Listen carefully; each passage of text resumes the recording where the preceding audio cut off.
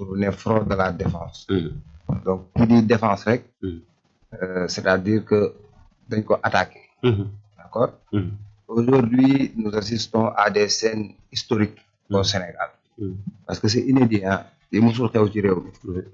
Presse bi tey boo xoolee li ñuy gën a ñaxtu. mooy xoj bi ñu leen xoj. par rapport ak impôt yi ñu teg seen kaw. par rapport aussi ak aide de la presse. dëgg la am na ay chroniqueurs wala ay journalistes yoo xamante ne am nañ ay problèmes judiciaires. mais de manière très générale il faut savoir que presse bi. c'est maanaam c'est une source boo xamante ne ni dafay joxe liggéey. tey bu ñu xojee presse bi ci impôt. wala ñu xoj ko si li nga xamante ne mooy aide de la presse. nga yaakaar ne bu ñu amul publicité dinañ liggéey. nan la ñuy fayee seeni employés. employés yooyu duñu ay sénégalais duñu ay gambiens duñu ay ivoiriens ce sont des sénégalais. donc aujourd'hui lépp loo xamante ne dafa war a dem ci presse bi. mu war a jóge ci nguur gi nañ leen ko jox. parce que ñoom ñoo ko moom. li tax ñu moom ko parce que ñoom ay sénégalais lañ. ñu nekk ci nguur gi tam ay sénégalais lañ. man mënumaa gëm ne. kii àndul ak yow kii yow la àndal ñoom ñaar ñëpp ñu nekk organe de presse ngay favoriser kii di bàyyi kii te kii am ay employés yow nga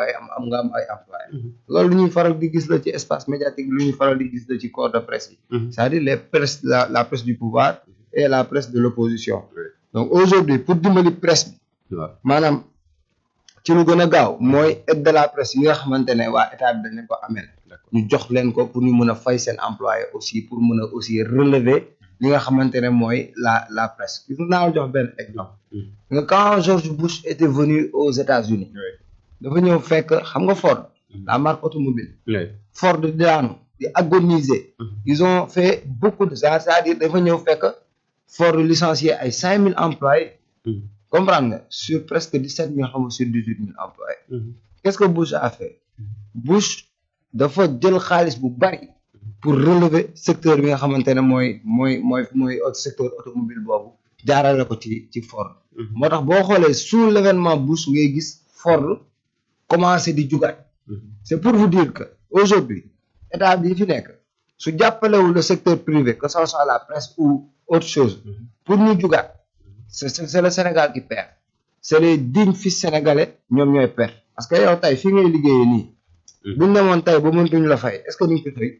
est-ce que ni nga am loo yóbbu sa kër ok donc foofu laay wax c'est-à-dire aujourd'hui l'État doit tout simplement soutenir li nga xamante ne mooy le corps de la presse benn bi ci topp mooy front de défense maa ngi la koy wax ça à l'entame de mon propos qui dit défense ak di attaquer d'accord il y a des journalistes qui ont été comment dirais-je attaqués en exerçant en leur profession alors loolu lu ñuy ñaawlu la il y a beaucoup de journalistes aujourd'hui qui ont été attaqués au Sénégal et mis en prison ça si je prends le cas de Badara Gadiaga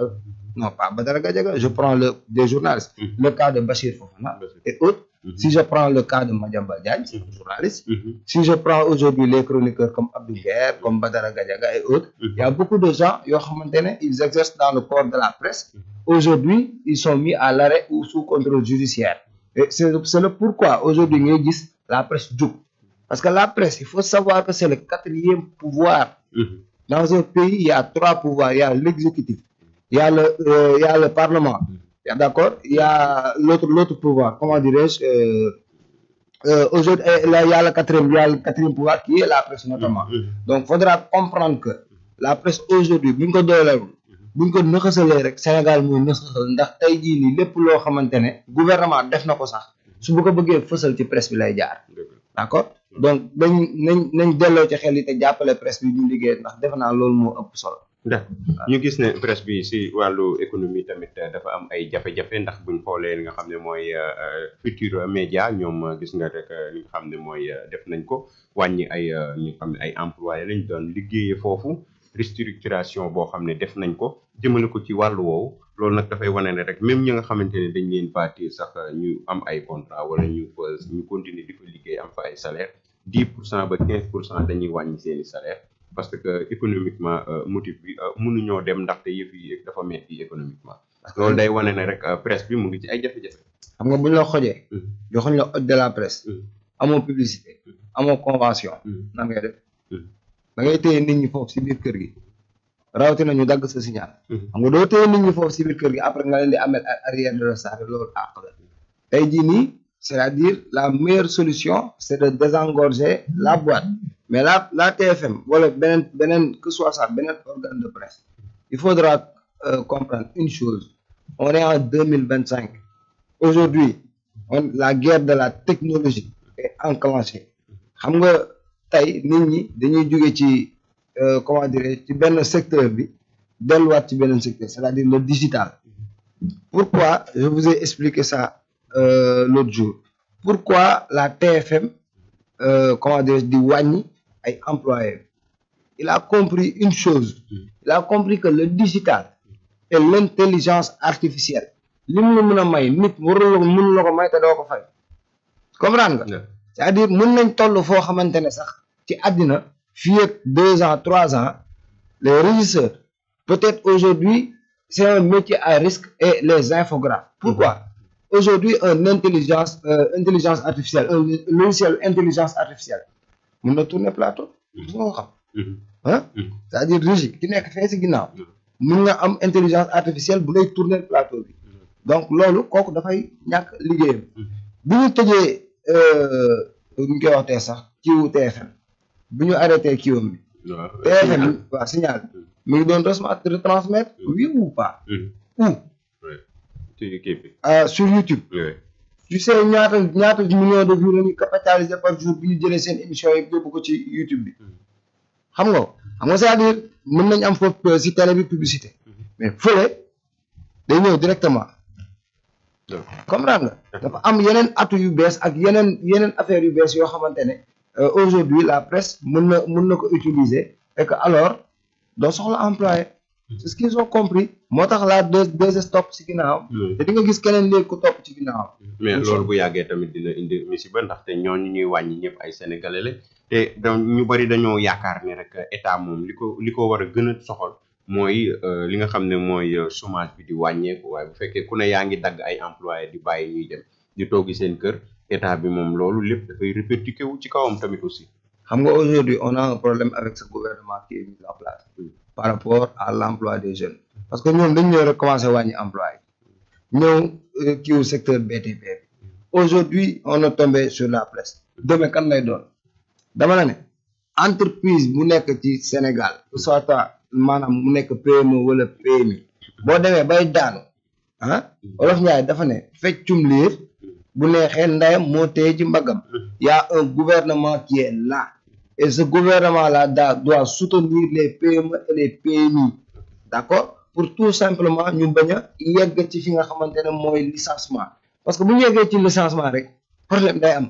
les gens qui ont été licenciés vont se retourner contre ce gouvernement là pas contre TFM de parce que gouvernement bi muy yegg si ñoom am nañ liggéey fàttalikul 2024 ñëpp amoon liggéey biir TFM ñëpp amoon liggéey port ñëpp amoon liggéey feneen ak feneen ak feneen ak feneen ñi si 2025 ñi amoon liggéey 2025 maanaam ñu bëri ñàkk nañ seen liggéey ñu bëri y a tellement de personnes aujourd'hui qui ont perdu leur travail et loolu kan lañ koy imputer directement ils imputent ça directement à l'État parce que état bi ci boppam moo war a jàppale ki nga xamante ne moom mooy doomu sénégalais c'est-à-dire la personne morale l'entreprise wala aujourd'hui l'employé sax parce que bu ñu jàppalee entreprise bi jàppale nañ employé bi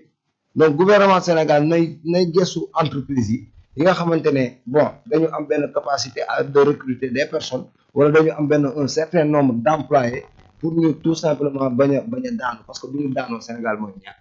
voilà mu nga kon front bi li tax ñu taxawal ko pour que presse bi daal di résister pour que tamit ndax xol gi metti naag yooyu dem na ba ñu bëri sañatuñu wax booy wax sax da ngay contrôler li ngay wax ndax souvent gis nañ ci chroniqueur ak journaliste yoo xam ne ñëpp ñu ci bëri rek délit d'opinion da leen a dugal fële téye leen indil leen tamit ay jafe-jafe ñenn ñi sax ñu ngi ci bracelet électronique ku demee ni am mu ngi noonu wala ak délit d'opinion ne woon seen jàpp kenn Sénégal ma yaakaar jamono ji ñu toll délit d'opinion yaakaaroon naa ne bu ñu yegsee 2025 aussi jàpp doomu aadama lu tax parce que Pastef moo ko campagne Pastef moo taxawoon fii naan article 80 surtout Ousmane Sonko mu doon wax l'article 80 hérésie délit d'opinion kenn war see jàpp nit loolu waxi démb la léegi waxi tey ñuy jàpp ay nit ci délit d'opinion d'accord di jàpp ay nit ci article 80 ma yaakaar ne tey am na loo xamante ne boo ko diggee Sénégalais yi boo demee ba yegg fi nga war a yegg loolu bor la olof danaan diggee bor la donc aujourd'hui bu ñu bañee presse bi wax rek c'est-à-dire am na lu ñu nëbb d'accord tey nit bu bañ kenn wax li tax nga bañ mu wax am na lu nekk ci ginnaaw donc lan la ñuy nëbb lan moo tax ñu bañ ñu wax c'est-à-dire aujourd'hui nit ñi bu ñu amee xalaat dañ koy wax si dañu war a critiquer dañuy critiquer parce que ñoom tamit aussi bu ñu nekkee opposition dañ doon critiquer d'accord mais pas ñu wax ju ñaaw wala quelque chose comme ça mais la critique elle est objective kenn ku ci nekk am nga droit critiquer ku la neex kenn ku ci nekk am nga droit far fu la neex donc jarul ñuy def ay acharnement ci ay corps de presse wala quelque chose comme ça parce que ça ne marchera pas Abdoulaye Wade jéem na ko keneen ak keneen jéem na ko mënuñu ko donc nañ jéem a jàppale li nga xamante ne mooy secteur presse bi comme ça ñu relancer wu waat defe naa loolu moo gën dëkk bi faut tourner front de défense front de défense de la sécurité de la démocratie xam mooy FDR xaw faut tourner front de défense aujourd'hui yaa ngi dégg la presse ñu ne la front de défense demain tu vas avoir un autre secteur mu ne la front de défense mais à quand les fronts de défense en fait